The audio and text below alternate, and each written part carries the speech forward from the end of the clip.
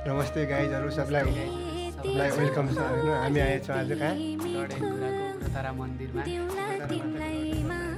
के रे डडेलधुरा गाउँदेखि उग्रतारा मन्दिरमा आइसकेका छौँ तपाईहरुलाई हामी देखाउँछौँ हैन उग्रताराको यो ऐतिहासिक धार्मिक स्थल हामीले उग्रतारा मन्दिरको दर्शन गर्यौँ हैन यहाँ पर्यटकहरु सबै आइरहन् आउनान् कि केरमा खाना फटाके च्याउनान् कि आउनान् हैन सब आउनान् हामीले पुरोमा फटाफट खिच बनाए भनेर टिकटक बनाएर हैन यो मन्दिर चाहिँ मेलाका दिन यो डेकोरेसन गरे हैन राम्रो छ डेकोरेसन त्यहाँ धेरै पर्यटकहरु छन् त्यहाँ मन्दिर ढाङ्गाहरु छन् उहाँले खिचालेर सबै अनि यहाँ मन्दिरमा मान्छेको भिड छ हामीले यस्तो घुम्दाको लागि यहाँ आइदिया छ दर्शन गर्न उग्रतारा माताको उबाट अब हेर्नुहोस् गाइजहरु यो भाइले यहाँ फटाके दिँदैछ हैन घुमघाम उग्रतारा मन्दिरमा हामी त्यहाँ धेरै दर्शकहरु पनि आएका छन् यो डडेलधुराको धार्मिक एवं पर्यटकीय क्षेत्र हो जिल्ला सदरमुकामदेखि ठक्कै 6 किलोमिटर यहाँ पर रहेको छ यसो पर्यटकहरु सब आएका छन् यहाँ भाइ पनि आएका छ क्यामेराम्यान भन्ने केही छ भने त उग्रताराको बारेमा फाइनल्ली गाइज हामी उग्रतारा मन्दिरमा दर्शन गऱ्यौँ उग्रतारा मन्दिर भनेको सुदूरपश्चिमहरूको धार्मिक तथा पर्यटकीय एउटा स्थल हो यहाँ जहाँ धार्मिक स्थलहरूमा के अरे मानिसहरूको मनोकामना पुरा हुन्छ भन्ने विश्वासका साथ मानिसहरू आउने जाने गर्दछन् त्यसैले भाइले पनि यहाँ आज एउटा विश्वास लिएर आएको छ हैन त्यसको विश्वास पुरा हुन्छ कि हुँदैन हेरौँ हैन पछि अर्को ब्लगमा बनाउँला हामी अहिले चाहिँ यहाँ ठक्कै हामी त्यो मन्दिरबाट गइरहेछौँ मन्दिरमा धेरै के अरे पर्यटकहरू छन् यहाँ फोटो खिच्ने मान्छेहरू सब यहाँ फोटो खिच्ने मान्छेहरूको धमाधम भिड भइरहेको छ गाइज उग्रतारा मन्दिरमा हामीले पनि दर्शन गऱ्यौँ फाइनल्ली हामीले पनि केही कुरा मागेको छौँ हाम्रो माग पुरा हुन्छ कि नै उग्रतारा माताले हाम्रो मनोकामना वास्तवमा पुरा गरिदिनुहुन्छ भन्ने आशा गरेको छु मैले धन्यवाद गाइज हामीले फटाफट खिचिसक्यौँ फटाफट देखाइदियो त सबैलाई देखाइदियो त घाममा तलहरुमा देखाइदियो आयो हामी कति रुपियाँ हाल्यो फटामा 250 हाले गाइज हामीले हेर न गाइज हामी पनि दनै हो नि उसरी त फोटा खिच्ने लास्टै हामी रोमान्टिक मान्छे हो कि गाइज भिडियो बनाउने टक्क मिलाएर टक्क छम्मसम्म पट्याउने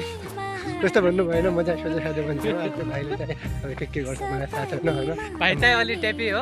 भाइ चाहिँ अलि सोझो हो सादा जीवन उच्च विचार वाला दाइ हो भाइ चाहिँ केटाहरु भएर केटाहरु घुम्दा छन् यहाँबाट पोखरा केटाहरु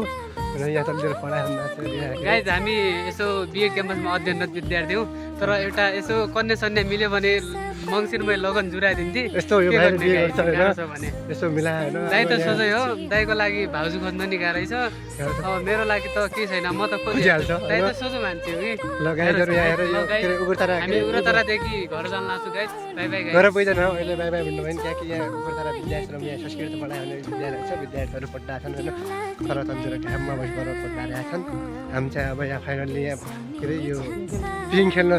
के रे गइरहेछौँ हैन हामी चाहिँ यहाँ उग्रतारामा गएर पिङ खेलिरहेछौँ हैन पिङ खेल्न पुगेका छौँ भाइ त्यहाँ पिङ खेल्न बसेको छ हैन भोटे त पिङका बारेमा जस्तो त्यसलाई खेल्न यही पहिले खेल्दै थियो कि नै पहिला गाउँतिर खेलेको थिएँ दाइ यता बजारतिर आएर फुटबल खेल्दैछौँ साह्रै मिठो गाउनु भयो खेलिरहेछौँ गङ्गा माता आज त तपाईँ अर्कै धारमा आशा पनि छ पिङालेलाई धन्यवाद ल्याउनु नि मान्छेलाई धेरै धेरै हृदयदेखि नै धन्यवाद लागेको थिएन तर आई एम सो राम्रो गरे रमाइलोको लागि रमाइलो घमाइलो कहिलेका यसो मोड यस्तो बनाएको हो यो गीतको लागि हजुरकै लागि लेखेको हुनुपर्छ कि खेल्नु पर्छ रमाइलो गर्नु पर्छ पर्यटकहरु आउँछन् पिङ खेल्न आएको छ यहाँ केही पाछ हामीले पिङ खेल्न यहाँ पिङ खेलिँदैछ फाइनल्ली उग्रतारामा पुगेर होइन पिङ सिङ खेल्यो त्यसपछि गयो बिन्दास भएर घुम्यो हेर्नुहोस् पिङ खेल्ने मान्छेलाई कसले चिन्छ होइन यसो मिलाएर कमेन्ट हान्नु पर्यो धेरै धेरै धन्यवाद धन्यवादका साथसाथै पुरस्कारको पनि घोषणा भइरहेको छ पिङ खेल जहिले चिनन छ पिङ खेल्ने मान्छेलाई मात्रै चिन्नु पिङ खेल्ने मान्छे गर्लफ्रेन्डलाई चिन्नु पर्यो कोही मात्रै दुईलाई चिन्नु पर्यो कोही मात्रै हुन्छ कि त्यो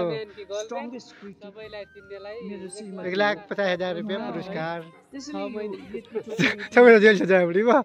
पिङ खेल्लाएर आएको होइन पिङ खेल्दैछौँ हामीहरू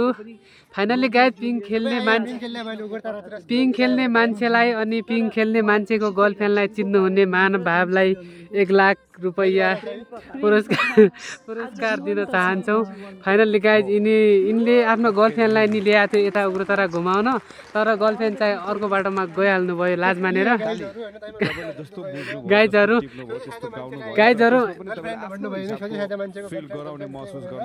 उहाँ के अरे मान्छे बाहिर देखिनमा मात्र सोझो हुनुहुन्छ, तर जति सोझो बाहिर देखिनुहुन्छ त्यति सोझो भित्र हुनुहुन्न। त्यो भएर उहाँको गर्लफ्रेन्ड र उहाँलाई चिन्नुहुने मान्छेलाई धेरै धेरै धन्यवाद सहित